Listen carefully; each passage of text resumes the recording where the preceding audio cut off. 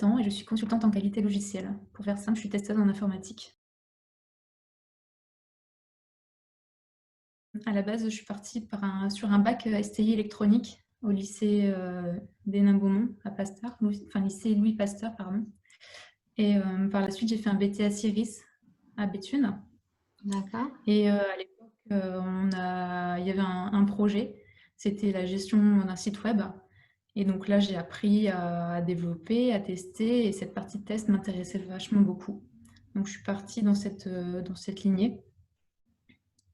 Et comment vous avez découvert ce milieu de l'informatique, du développement? Mais en fait, au lycée, il y avait un partenariat avec une entreprise. Et cette D'accord. entreprise recrutait des jeunes diplômés. Donc là, j'ai tenté ma chance et je suis partie là-dedans, quoi.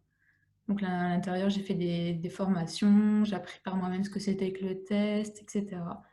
Et voilà. Mon métier consiste à tester des logiciels, des sites web ou des applications mobiles. Ça paraît simple comme ça, mais en fait, il y a toute une logique derrière. Et on doit construire des cas de test, penser à analyser tous les cas possibles et inimaginables afin que le site ou l'application ne tombe pas en panne et que ça soit conforme à ce que le client a demandé. Si ça tombe en panne, on doit signaler une anomalie au développeur et après qu'il corrige et nous, on doit retester par la suite. Actuellement, je travaille avec une équipe de 3 personnes, 3 hommes, un chef de projet et 2 développeurs. Donc le D'accord. chef de projet reçoit des cahiers des charges, enfin, et après les développeurs développent. Et derrière, moi je teste pour savoir si c'est bien conforme au produit, ce que le client a demandé. Vous diriez que dans votre travail, qu'est-ce qui est important d'avoir comme qualité, comme compétence pour exercer ce métier? En réalité, il faut être organisé, parce qu'en fait, quand on teste pas comme ça de droite à gauche, il faut vraiment être organisé et surtout être curieuse. Ne pas oser de cliquer sur un bouton et de faire tout planter. Si ça plante, c'est très bien, c'est parce qu'il y a un problème dans le développement, donc c'est parfait. Et après aussi, faut avoir un peu plus de tact. Parce que quand on dit à un développeur, bah voilà, tu as une anomalie, corrige-la. Non, il faut être un petit peu douce avec les développeurs et pour que ça passe un peu crème, quoi.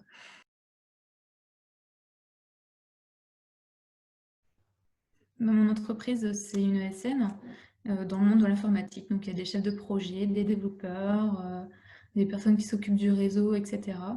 Et chacun a des missions différentes chez différents clients. Et voilà, donc là, je suis actuellement chez un autre client et je suis toujours en relation avec mon entreprise, hein. D'accord, très bien.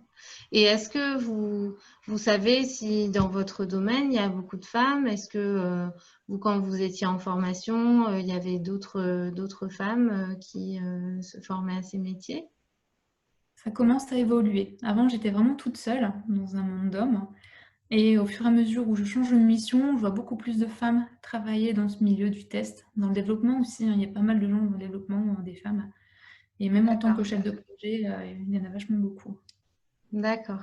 Et vous avez rencontré des difficultés ou vous avez vécu des discriminations du fait d'être une femme dans ce milieu-là? Est-ce que ouais, vous avez dû faire face à des stéréotypes? Oui, en fait, j'ai eu deux difficultés là durant ma carrière.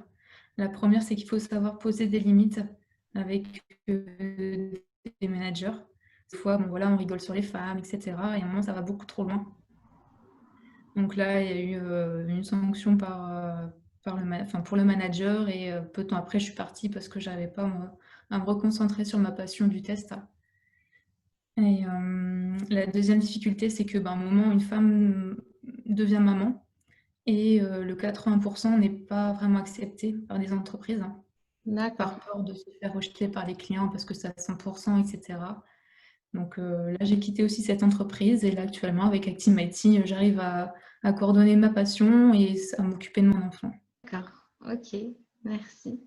Est-ce que vous souhaitez ajouter quelque chose pour des personnes qui souhaiteraient s'orienter dans ce domaine? Bah, le test, il est ouvert à tout. Il n'y a pas besoin d'être qualifié pour pouvoir faire ce métier et il ne faut jamais lâcher. Si on a une passion, il faut toujours la garder en vue et ne jamais baisser les bras.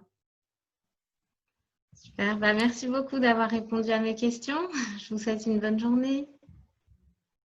Merci, au revoir. Au revoir.